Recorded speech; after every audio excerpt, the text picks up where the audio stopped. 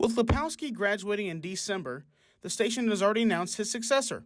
Riley Klingman will be the new sports director of 90.9 starting in the spring of 2023. For LU News and Views, I'm Scout Hughes. Thanks, guys. I'm standing here in front of the annex because Liberty University has just announced it will be using this place as a residential housing option next fall. The cost per living will be $1,700 per semester, making this place the cheapest housing option that Liberty has to offer. The next Liberty Esports event is Extra Life, which is a charity event that unites gamers around the area to play games in support of their local children's hospitals. And it's happening right here on the 4th floor of DeMoss in one of these classrooms, April 23rd. Overall, students may have a better understanding of what really happened after the article release, but a quote from Jerry may have many questioning his leadership. After defeating the Blue Devils on Tuesday, the Flames look to continue their homestand against North Florida starting on Friday. For LU News and Views, I'm Scout Hughes.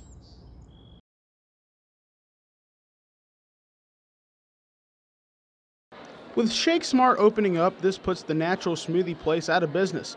But no worries, the Nook is coming to replace it where breakfast sandwiches will be served.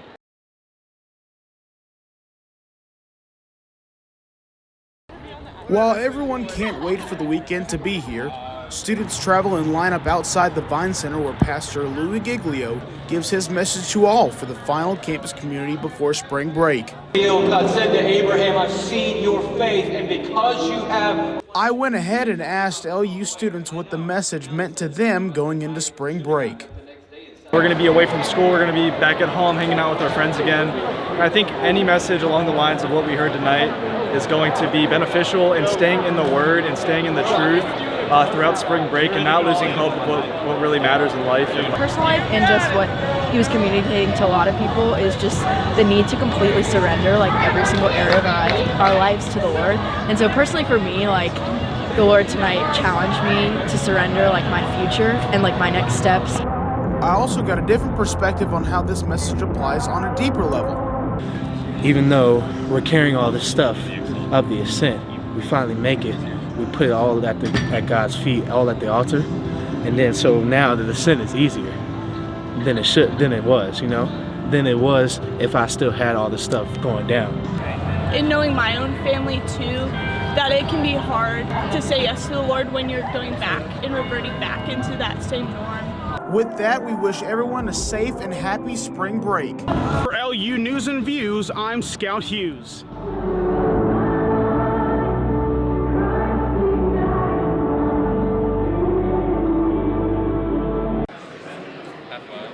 Esports is a growing and increasingly popular activity. Being unfamiliar with esports, I decided to find out what esports is for myself. Esports is competing in a video game at a high level against other teams. Those other teams are who Trey and others on the Liberty Esports team competed against in a recent tournament in Knoxville, Tennessee. Competed against Alabama, we competed against Clemson, University of Tennessee, Tennessee Tech. There's a bunch of big colleges there. Like there were more. Georgia was there. Trey also told me about how other colleges treat their esports programs. A bunch of other colleges, they have it considered like a club sport, and some other ones especially ones that have funding for it, they consider the players get scholarships. They have a facility, they have coaches, they have staff, they have a bunch of different things like computer setups for their players and practices, and they have whiteboards in these rooms and things like that.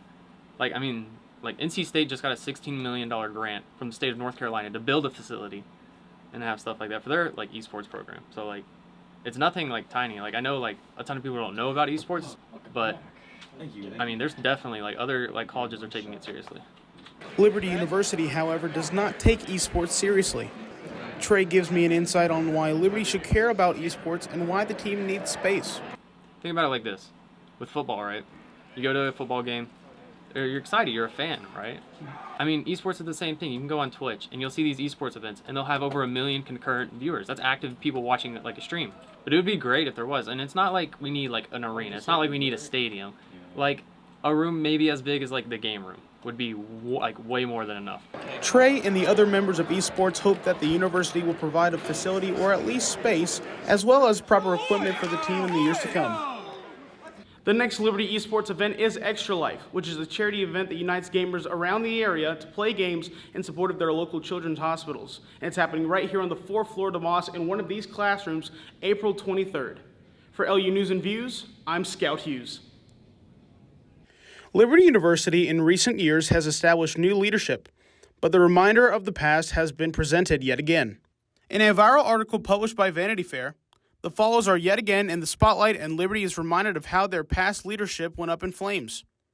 From the outside, Liberty may have a bad reputation, but how do students feel about this entire event? My thoughts on the article would be, firstly, to say I think it's a good characterization of who Jerry Jr. is. He's someone who likes attention, so I think it was more of a publicity stunt as an institution.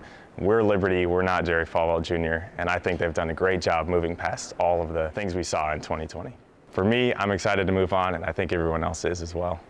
Overall, students may have a better understanding of what really happened after the article release, but a quote from Jerry may have many questioning his leadership. Jerry states, "Because of my last name, people think I'm a religious person, but I'm not. My goal was to make them realize I was not my dad."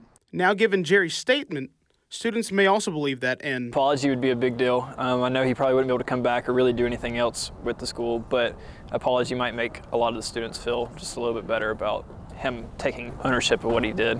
But students still have high hopes about their love for the university. I love this university. The actions of one person don't define the entire school. I mean, there's awesome people here. It's a really special place. Well, bad things happened in the past. We're at a better spot now, and I think it's one of the greatest schools in the country.